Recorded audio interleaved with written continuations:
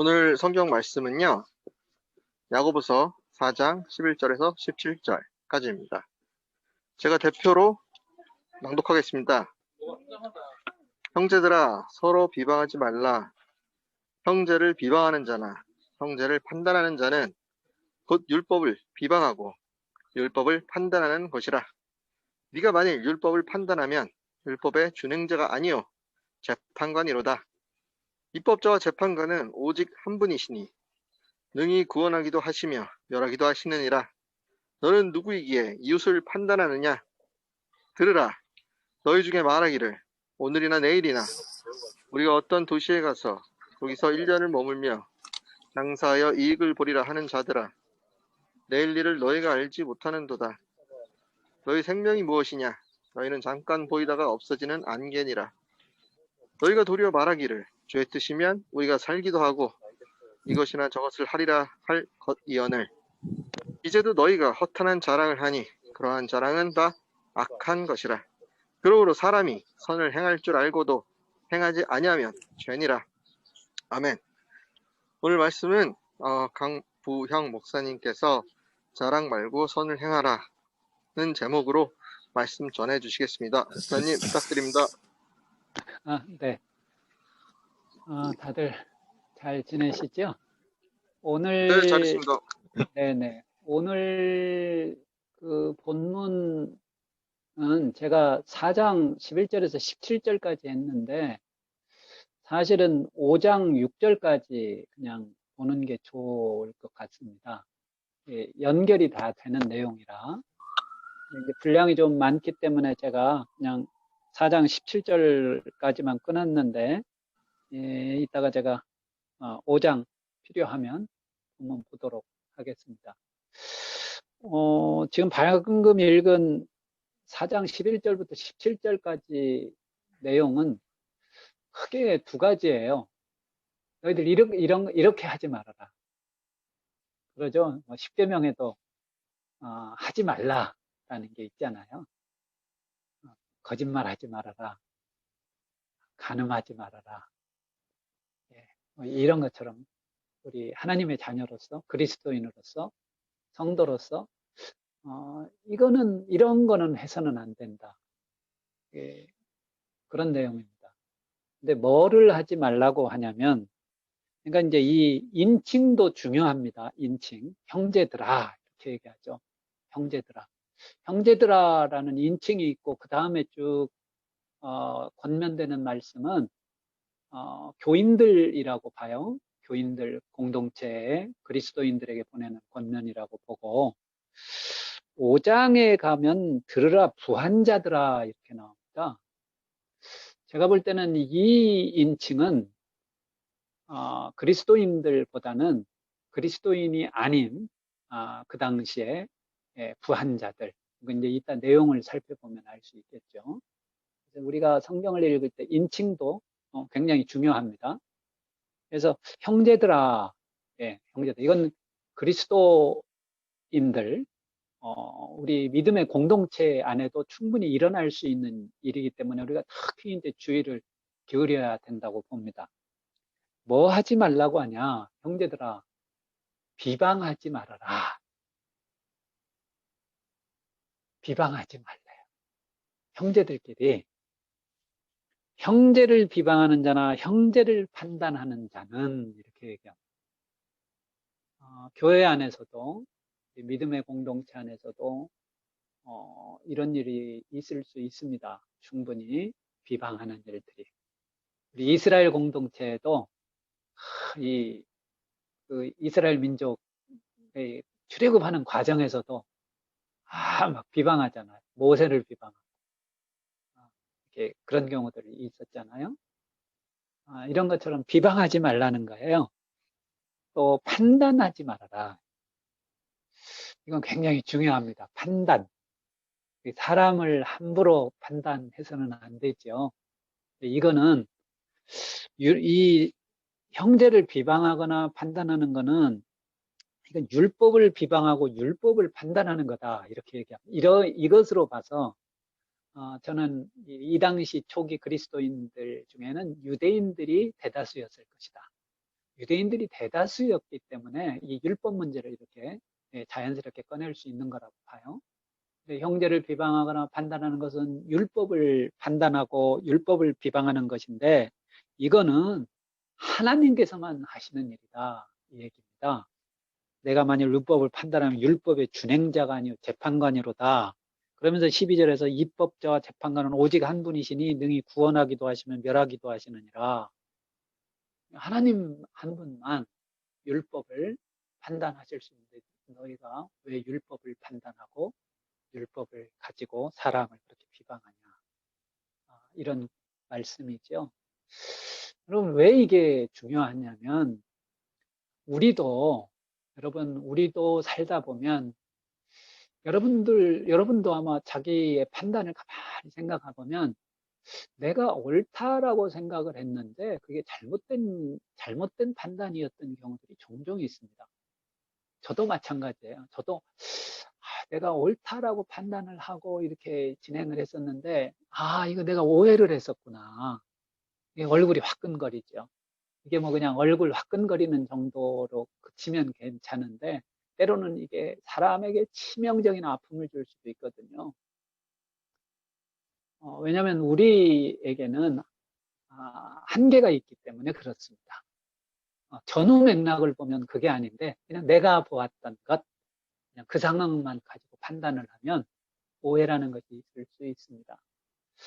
제가 이게 워낙 오래전에 읽은 글이라 내가 정확하게 누구인지는 모르겠지만 어떤 분이 쓴 글을 하나 읽다가 제가 참 고개를 끄덕였던 적이 있는데 자전적인 글이었어요. 자기 어머니에 대한 글이었는데 이 글을 쓰신 분 이야기죠. 자기가 태어났을 때 아버지는 독립운동을 하시는 분이었기 때문에 만주로 가셨답니다. 그러니까 이제 집에는 어머니밖에 안 계셨던 거예요. 그러니까 이제 자기가 자랄 때도 자기가 어린 시절이었기 때문에 아버지를 본 기억이 없다. 그런데 자기가 태어났다는 거예요. 아버지가 만주에 독립운동 하러 가셨는데 어머니가 자기를 낳았어요. 여러분, 동네에서 소문이 어떻게 났겠습니까? 동네 사람들은 다 수근수근 했을 거 아니에요? 이 어머니가 뭔가 좀 정말 잘못된 사람이라고 이렇게 동네 사람들이 수근거리지 않았겠어요? 이거 어머니 귀에도 다 들어왔겠죠. 동네 사람들이 수근거리는 이야기.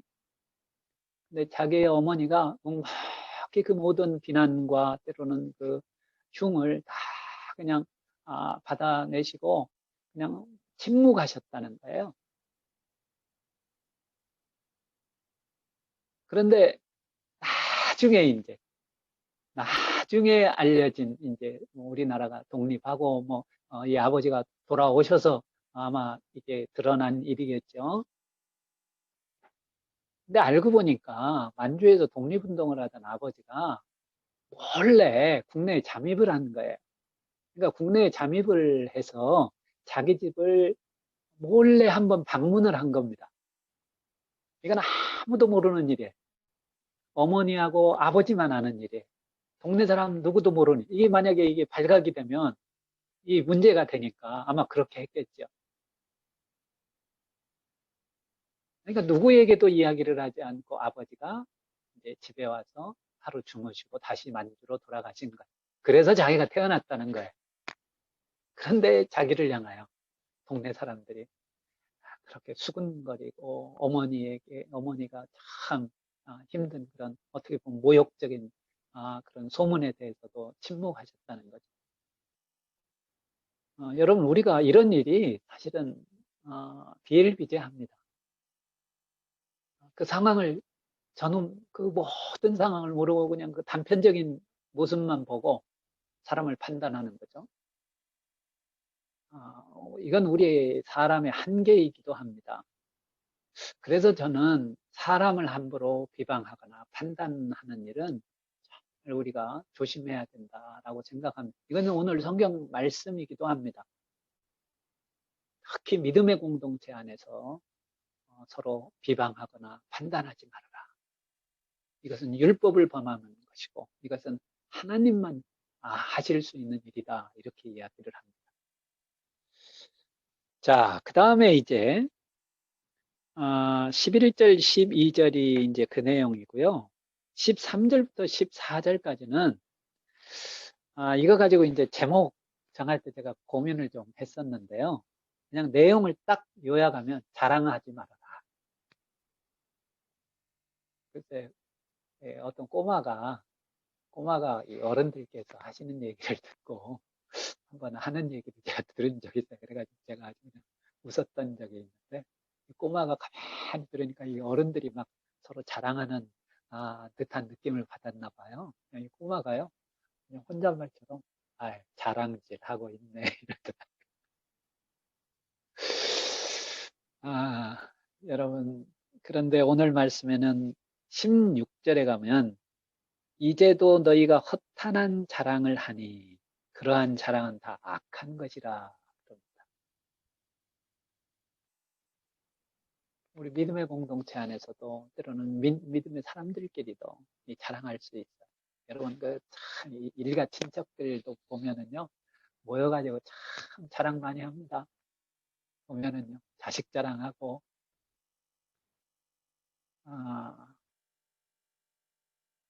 물론 뭐 가족들 사이에서는 충분히 있을 수 있는 일이지만 믿음의 공동체 안에서는 참 조심해야 되는데요. 여러분 우리가 자랑할 때 대부분 무슨 자랑하나요? 여러분들은 혹시 무슨 자랑하시나요? 세상 사람들 보면 제가 볼 때는 뭐 가장 많은 자랑이 돈 자랑 아니겠어요? 돈 자랑. 그리고요, 학식 자랑, 학벌 자랑. 그리고 또 뭐 집안 자랑이요? 아무튼 이런 자랑 하죠. 돈 자랑, 학벌 자랑, 집안 자랑. 아무튼 자기가 뭘 가지고 있다는 것 자랑하죠. 아무튼 우리 꼬마들 경우 이렇게 보면 재미있습니다. 꼬마들. 우리 집 뭐 있어, 뭐 있어. 아마 다 그런 기억들 갖고 계실 텐데. 옛날 연탄 뗄 때는 어떤 꼬마하고 이렇게 말싸움 하다가 그렇게까지 얘기했다고 그래요. 우리 집에 연탄 있어. 이런 자랑도 했다고 그러는데.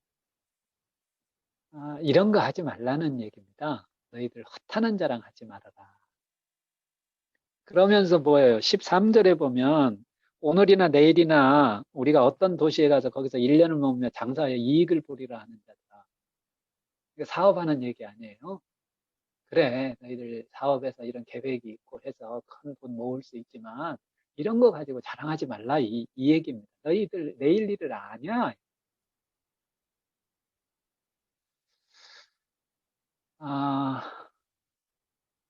오늘 뉴스에도 나오던데요. 우리 삼성 그 회장님이 이건희 회장이 돌아가셔서 오늘 아마 그 장례 일인 것 같아요. 우리가 아주 뭐 잘 알 수 있잖아요. 인생이 얼마나 무상한 것인지. 여러분 이분 그 주식 평가액만 한 18조 원이 된다고 그러더라고요. 근데 이분 한 푼도 못 가져가잖아요. 근데 저는 이분 뭐 그렇게 부럽지 않습니다. 어떻게 보면 예수님 믿지 않고 그렇게 돌아가셨으면 어떻게 보면 참 안타까운 거죠. 근데 아주 대조적인 인물이 한 분이 있습니다. 이분 그 최근에 제가 뉴스를 한 2주 전에 봤는데요. 미국의 부자 가운데 척 피니라고 하는 사람이 있습니다. 이분 책이 있으니까요. 여러분들 척 피니 이 책을 한번 가능하시면 읽어보시면 참 좋습니다. 몇 년 전에 이 척 피니에 대한 이야기를 듣고, 참 이런 귀한 사람이 있구나. 제가 이렇게 저도 감사했던 적이 있는데 척 피니는 아일랜드인가 출신의 미국 사업가인데요. 이 사람이 그 면세점 사업을 해서 주로 이제 공항에 면세점 있지 않습니까? 근데 초기에 이 면세점 사업을 해서 부를 이뤘습니다. 근데 이분이 2주 전인가 뉴스에 보니까 그동안 이분이 기부를 참 많이 했습니다. 기부를 많이 하니까 이 빌 게이츠도 기부를 많이 했잖아요. 근데 빌 게이츠가 이 사람 재단에다가 기부를 많이 했습니다. 이분이 워낙 기부한 걸 가지고 잘 쓰니까. 이분이 그동안 남아있던 재산 8조 5천억 정도를 다 이제 완전히 기부를 했더라. 자기 부인하고 이제 마지막 노년 생활 자금만 남겨놓고 다 기부를 했더라. 이분이 신앙이 참 좋은 분이에요. 보니까 척핀. 이분은 사업을 한 목적이 하나님 저는 기부를 많이 하고 싶습니다. 그래서 사업을 한 분이에요. 그러니까 이분은 돈 벌면 그냥 기부해. 선한 일에, 선한 사업에 이렇게 기부를 했습니다. 뭐 액수로 보면 이건희 회장이 훨씬 뭐 거의 더 많지만 척핀이 이분은 참 믿음으로 참 하나님 앞에서 정말 바른 믿음을 가지고 산 분이 아닌가 그런 생각이 들더라고요. 여러분 큰 돈 벌겠다고 하는 거 이거를 가지고 인생의 무상함을 얘기하고 있습니다. 너희 인생이 무엇이냐? 너희 생명이 무엇이냐? 잠깐 있다가 사라지는 안개 아니냐? 14절에서 그렇게 얘기하고 있죠? 너희는 잠깐 보이다가 없어지는 안개니라. 우리 인생 자체가 긴 안목으로 보면 그냥 잠깐 아침에 있다가 사라지는 안개라는 거예요. 그러니까 이런 거 가지고 자랑하지 말아라. 자랑질하지 말아라. 이 권면을 하고 있습니다. 이거는 뭐예요? 이런 자랑은요, 심지어는 뭐라고까지 얘기하면 허탄한 거고, 너희가 허탄한 자랑을 하니 그러한 자랑은 다 악한 것이다 라고까지 얘기합니다. 아주 큰 경고죠. 그래서 5절부터 6절까지 보면 여기는 이제 이 인칭이 어떻게 되냐면 부한자들아 이렇게 나옵니다. 들으라 부한자들아. 요거는 이제 형제들아가 아니라 부한자들아라고 하는 걸로 봤을 때는 그냥 세상에 부유한 자들을 지칭하는 거라고 봅니다. 세상에 부유한 자들 많지요. 그렇죠, 여러분? 얼마나 많습니까? 근데 이 사람들에게 너희에게 이 말 고생으로 말미암아 울고 통곡하라. 너희 재물은 썩었고 너희 옷은 좀 먹었고 너희 금과 은이 녹이 슬었으니 너희가 말세의 재물을 쌓았도다. 이렇게 그냥 책망을 합니다. 그러면서 구체적으로 5장 4절에 보면은요, 제가 읽을게요. 보라, 너희 밭에서 추수한 품꾼에게 주지 아니한 싹이 소리 지르며 그 추수한 자의 우는 소리가 만군의 주의 귀에 들렸느니라. 오늘로 얘기하면 왜 임금 착복했냐? 왜 사람들 일한 거에 대해서 품삯 제대로 지급하지 않았냐? 그러면서 불을 읽었다는 거 아니겠습니까? 오늘날 사업에서 뭐 돈 벌었다고 하는 사람들에게 대한 경고한다면 너희들 왜 임금 착취하냐? 이 얘기죠. 왜 정부원들 월급도 제대로 주지 않았냐? 이 얘기 아니겠습니까?